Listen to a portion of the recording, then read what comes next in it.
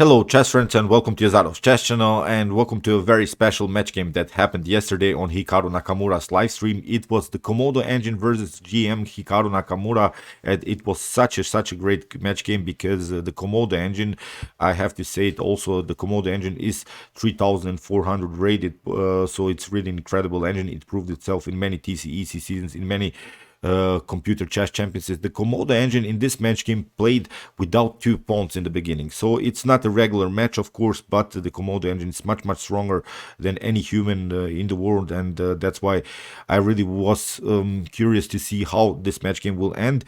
And I really love to watch Hikaru Nakamura's live streams. There is one reason behind that, because I used to play chess on this chess website arenachessbomb.com, and Hikaru Nakamura used to play that there too.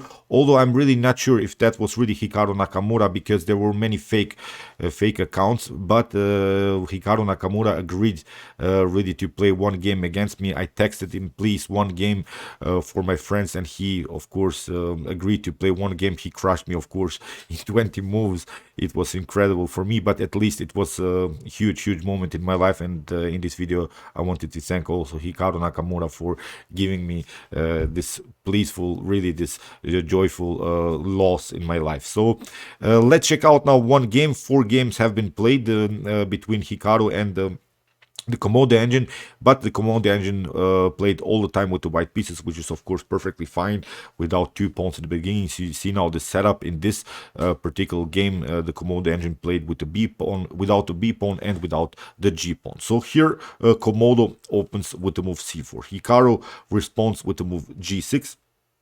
Bishop to b2, attacking the rook, knight to f6, and now e3.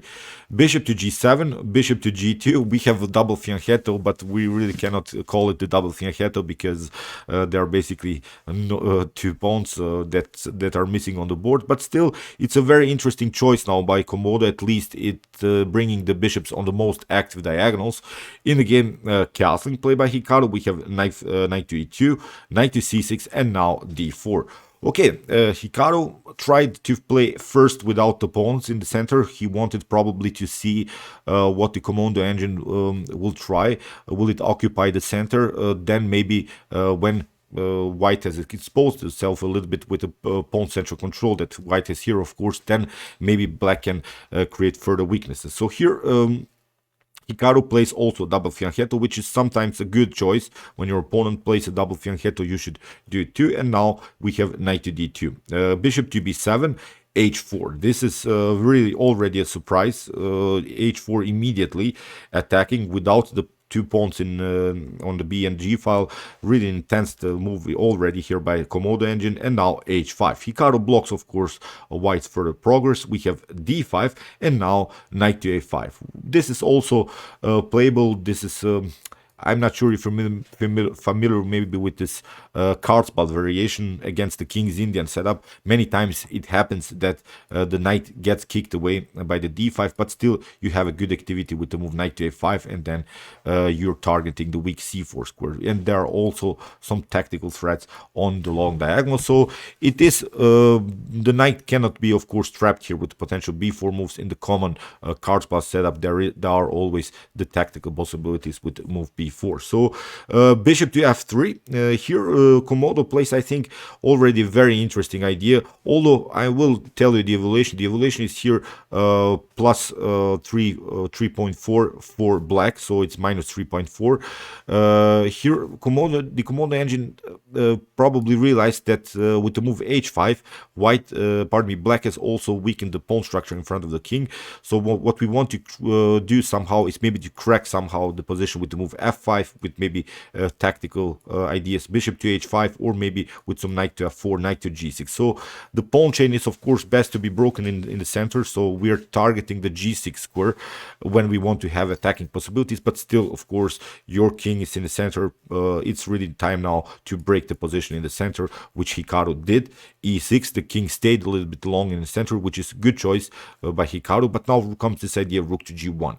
And here Hikaru makes, I think, the first mistake. It's of course easier for me now to analyze this because I'm using the Stockfish engine. That's not the point. But here E takes d5 immediately. I think it's a simplification line, and I think when you play such a game against such a top engine, and whenever you have the opportunity to simplify the position, do it, because e takes d5 I think helps a little bit out. Maybe after knight to f4, here we can take d takes c4, and still we have a protection of our pawn. The evaluation is much better. So that's I think a playable line. But in the game rook to e8, and here the Komodo engine played this idea knight to f4, and here Hikaru plays e5 immediately, and what he wants to do is of course maybe kick away the bishop here from f3 with also some e4 possibilities. But now the game becomes really tactical. Here the Komodo engine sacrifices the knight, and incredible stuff already. The evaluation splashed a little bit for black. Now the evaluation is plus 1.5 here for black. Still playable position here for both sides, but knight to g6 I think was a surprise for Hikaru, and after h takes g6 we have knight to g6. We have now huge rooks activity, and now comes I think another mistake here by Hikaru, queen to e7. Here d6 probably much better. At least we're creating a fixed pawn structure, we are cementing our e5 weakness, and now it's really time to maybe get the bishop somehow here and maybe activate it and protect our light source in the position. But after the move queen to e7, now the Komodo engine builds really dangerous attack. The queen is developed. There are tactical threats, of course, around the h7 square. There are tactical threats around the h5 square. Now it's time to queenside castling and double up the rooks on the g file. And in this match game, 4 games have been played. As I said, the Komodo engine played these games always that it used this open files because it didn't have the pawns, as I said, here in the b pawn and the g pawn. So now it's at least we can use these files, semi-open files, to attack our opponent. But here in the game, rook to f8 played by Hikaru, rook to g5. We have d6 finally, but now queenside castling, and this is now already such a dangerous setup here for black.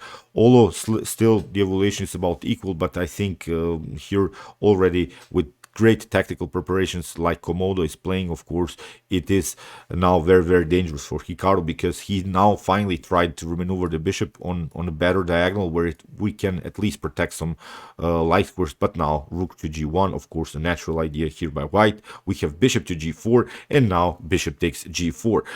If you take knight takes g4, that's not good, because we'll simply take out this pawn here, and the knight is hanging. You see, we have also, pardon me, here we have also again some attacking possibilities around the square h7, so it's a bad game. So that's why h takes g4 was played, but now h5, threatening of course the move h6. That's why king to h8 has to be played, but now rook to g6, again with the same threat, h6. You see this bishop is a little bit stuck here. Everything is in dark squares, the bishop cannot escape, so that's why rook to g8, creating some breathing spaces for the rook. But now queen to f5. You see how Komodo attacks the light squares in black's position. Now white has here really a nice attacking setup, and now this knight become on a5 really becomes a problem, because it's too far away from the action. We would love, of course, to have the knight somewhere here, maybe on f7, where it protects further the king, but it's a little bit now too late, because here Hikaru tried to maneuver, but you lose another piece. Queen to g4, and now queen to f7. We have f4, liberating really this long diagonal. Very important move, because we want to create further attacking possibilities. Here in the game, rook to f8, Hikaru brings another defender into the game, but it's, as I said, a little bit too late, because after f takes e5, bishop to e5, bishop takes e5, we have d takes e5, and now knight to f3.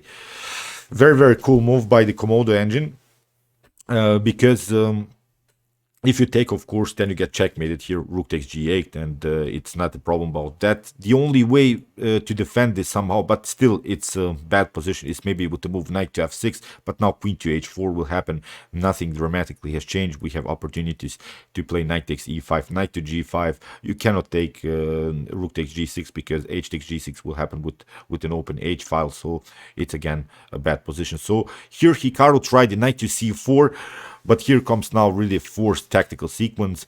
The knight comes into the game, and what Hikaru probably thought that after queen to c4 he can take out this this knight on f3, but still here comes the problem. Rook takes g8, we have rook takes g8, rook takes g8, king takes g8, everything is forced, and now comes the stunner, which of course such a great engine like Komodo sees. d6 with the discovered attack on the queen, and suddenly this becomes a nice pass pawn. And here, if you of course cover, then we can simply take and take the queen, and we'll simply take d takes c7, and nothing can catch up with this pawn. So in the game, king to g7 was played. There are now basically two good choices. D takes c7 could lead into complications, because there are maybe white is maybe vulnerable to perpetuals, but still I think white can escape here with the king can escape, and still I don't think that the queen can catch up with this pawn. But a more accurate way here, which of course the Komodo engine saw, is after the move king to g7 is to play the move h6. What's the idea about this move? Because when we get this king somewhere here, then after potential queen to e3, we could cover ourselves with maybe something like queen to d2, and again force the trades of queens, and then again create the pass pawn situation. So here after king to h6, finally now we have this move, d takes c7, queen to e3, king to b1, we have queen to e1, and now comes this idea. It's a similar idea, of course, queen to c1, trading of the queens, and in this position Hikaru resigned. So incredible match here by Komodo and Hikaru. Hikaru lost the game with a clear result 4-0 for Komodo, but still it was, I think, a cool idea by Hikaru to play the stop engines. It's simple as that. The engines are better, and as I said, I really love to follow Hikaru's streams, Hikaru's games. He's really one of my favorite grandmasters these days. His attractive playing style is of course always fun to watch, and that's why it wasn't a problem, of course, to lose against such a great engine. I wish Hikaru in the continuation of his career and on his YouTube chess channel every best of luck. He is really, as I said, one of my favorite players, and this will not change my opinion about Hikaru. So, as I said, still it was really a great game. You see how this Komodo calculates his tactics, but it's simply an era like this. Engines are so much better. If you can notice how strong this Komodo, for instance, is, you can guess how strong now the Stockfish NNU is. So as I said, it's simply we're simply so much weaker than these engines, and we'll see what the future will bring to us in the next couple of years. So okay, I hope that you enjoyed this game. I really enjoyed it a lot. If you want to see more top engine games, check out my commented chess games played by computers. I've analyzed more than 130 games. Maybe you can have a nice opening preparation and also some tactical ideas in particular lines. And if you want to see more human games, check out my best chess games of all time series. And if you like this content, you can also subscribe to my channel. See you soon with some more videos, and chess is the best, of course.